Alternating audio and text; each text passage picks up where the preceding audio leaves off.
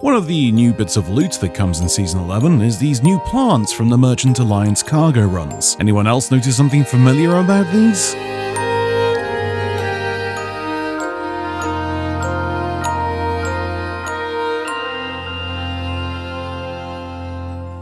In fact, all of the new loot that comes in Season 11, although very awesome, seems very out of place. Like it just cropped up overnight with no explanation. Now, I'm not going to go into a wildly sprung theory about this and how it correlates to perhaps a lore reasoning behind it, but also I am.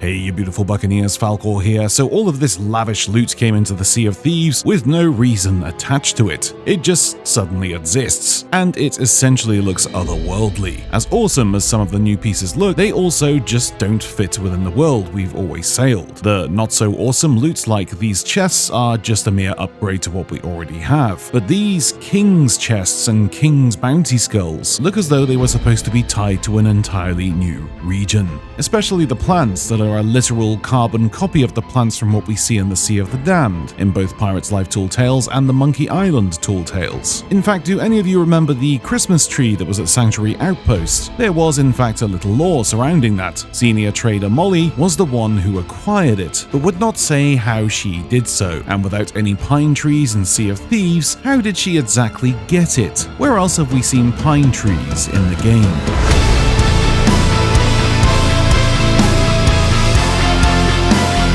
Okay, that was far too epic for such a small thing. That's what she said.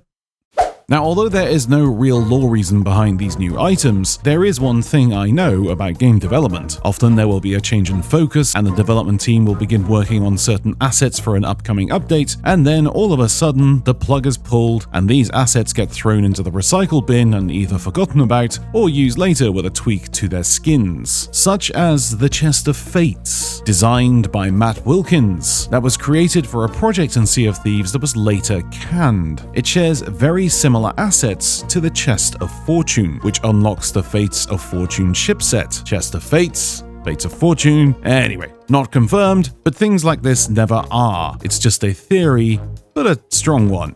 I think the loot we are seeing in Sea of Thieves Season 11 were all intended for something else in the years of its production, and were left on the recycle heap, and were then utilized for the gap in the loot pool for Season 11, where just a simple tweak to their skins were needed rather than modeling 40 to 50 new pieces of loot. That said though, it could also be the case that these new loot items will get a little story as to where they are coming from, or maybe they already do.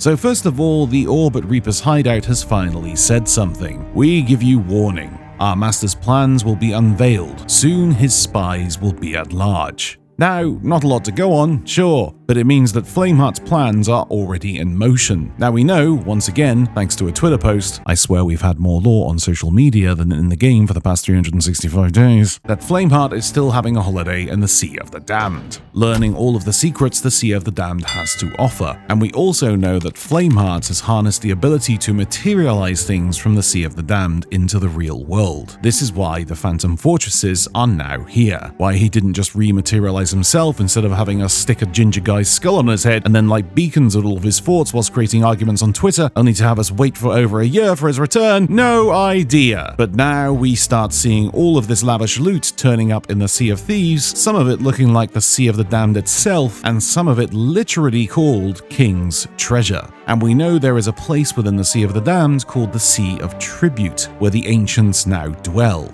And this new Gold Hoarder loot does resemble loot that is ceremonial more than used to line pockets. It looks more like the Ark of the Covenant from the Indiana Jones movies, more so than a vessel which to hold gold in. Could it be that all of this loot in the Sea of Thieves is the result of Flameheart's meddling within the Sea of the Damned, and the treasures from the Sea of Tribute are pouring into the real world, and we're just all having a great time with it, completely unaware that it's the result of Flameheart's actions within the Sea of the Damned.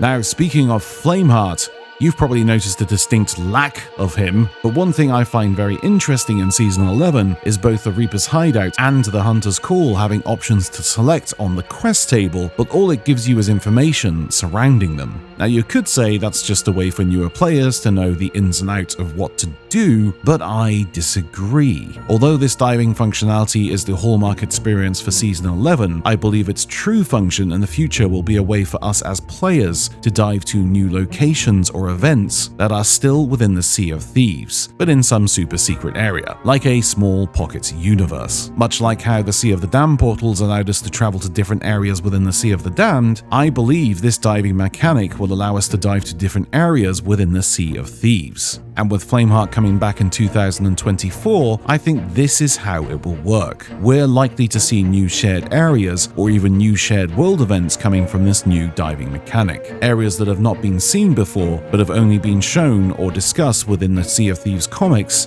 and novels. But what about the Hunter's Call, I hear you ask? Well, take a look at this podcast, or rather the expressions on the developers' faces when the subject of updating the Kraken comes up. They're asking about whether the Kraken is ever going to get a little bit of TLC, because other world events got a bit of love and attention, but the Kraken really hasn't had much done to it in a while. Is that something we would ever consider? I think that's it's a symbolic question in terms of... Imagine Hunter's Call being updated and Kraken hunts actually being a thing. All thanks to this new diving mechanic. For your consideration!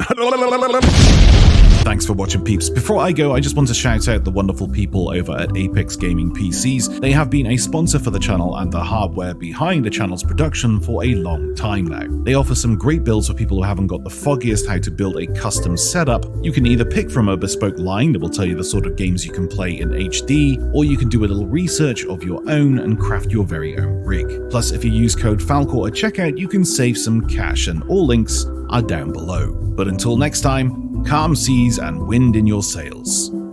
Peace!